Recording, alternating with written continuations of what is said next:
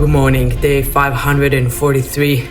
Since 59 hostages have been brutally, barbarically, violently, and inhumanely were kidnapped to the hell called Gaza by the inhumane, barbaric, rapist, modern-day Nazis, monsters of Hamas, Palestinian Islamic Jihad, UNRWA and the UN, Al Jazeera, the Red Cross, and just ordinary, regular civilians. We are here every morning, never giving up, to demand from these inhumane, barbaric, rapist, modern-day Nazis monsters to surrender and let all of the 59 hostages go immediately, at once, in one phase, in one bus, all of them together, and no one is left behind.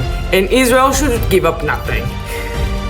In Israel, they proposed a counter deal proposal to what Hamas proposed. Hamas proposed 5 hostages, alive or not alive, for 50 days ceasefire in return to also many terrorists.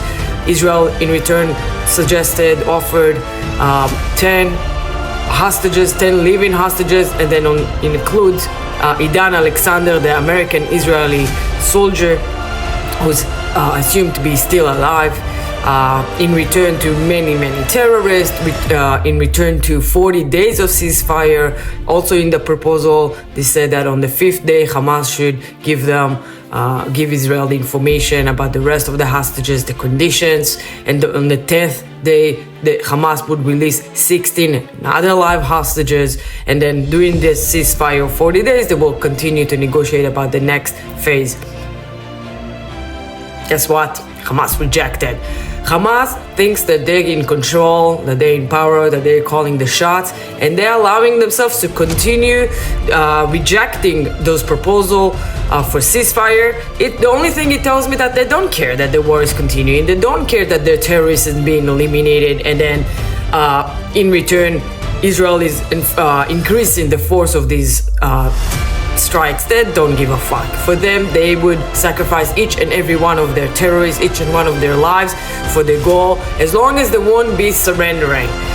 Meanwhile, in Israel, they take a new approach now, as the IDF is already starting to evacuate Gazans from yesterday. It was from Rafah, today from another area more northern in northern Gaza.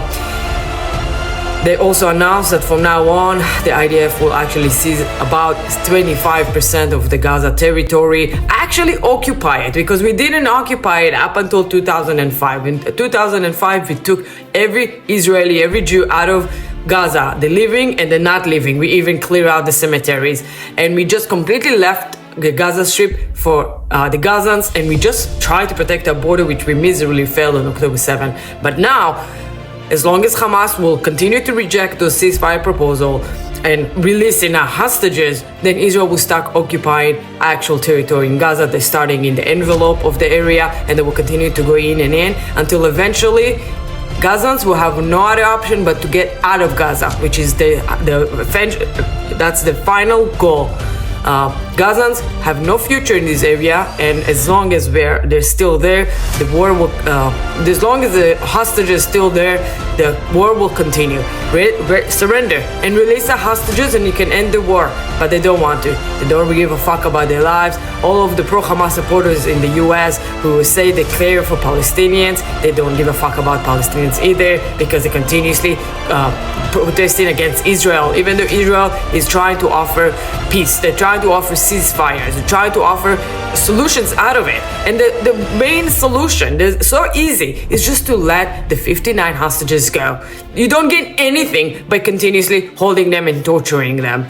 You're just losing more and more until there will be no more Gaza, no more Arabs left in Gaza. Meanwhile, also in the north, in Lebanon, Israel, IDF, ISA eliminated yesterday in Beirut, Lebanon, top commander of Hezbollah, as they were finding through intelligence information that he was in contact and planning with Hamas members, trying to coordinate terrorist attacks against Israelis in Cyprus. A warning notice came out to Israelis in Israel and abroad to be extra cautious, as it should always be, but specifically in tourist destinations, as these terrorists were planning a terrorist attack in Cyprus. They were planning to attack an Israeli plane.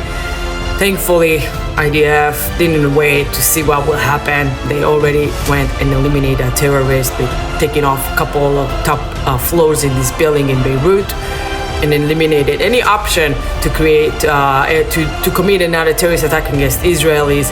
This is how we do it. It says in the Bible, whoever comes to kill you, you must kill them first. You can't sit by when someone is coming to kill you. You have to defend yourself for sure. But if you already have the knowledge that someone is about to kill you, you gotta act fast and ensure to eliminate the threat. Talking about threat and eliminating the threat, Iran continues to be the number one threat. Hezbollah, Hamas, Houthis, they're all just proxies of Iran who are trying to fulfill the wish of the Iranian regime, the Islamic Republic of Iran, Ayatollah Khamenei, saying that they have moral obligation to annihilate Israel.